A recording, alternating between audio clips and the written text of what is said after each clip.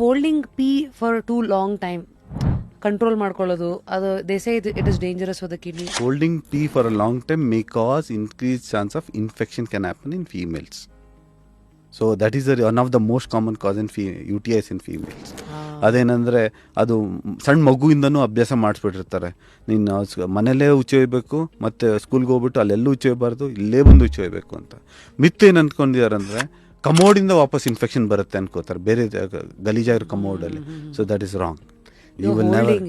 S, in fact ಹೇಳಬೇಕು ಅಂದರೆ ನಿಮ್ಗೆ ಇನ್ಫೆಕ್ಷನ್ ಬರೋದು ಹೊರಗಿಂದ ಅಲ್ಲ.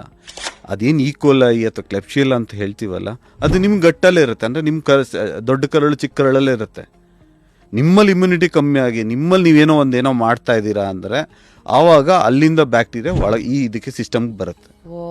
GI ಸಿಸ್ಟಮ್ ಇಂದ ಯೂರಿನರಿ ಸಿಸ್ಟಮ್ ಬರುತ್ತೆ. ಅದೇ ಇನ್ಫೆಕ್ಷನ್ ಅಂತ ಹೇಳುದು. ಫುಲ್ ವಿಡಿಯೋನ ನೋಡಿ ಆನ್ ರ್ಯಾಪಿಡ್ ರಾಶ್ಮೀಸ್ ಯೂಟ್ಯೂಬ್ ಚಾನಲ್.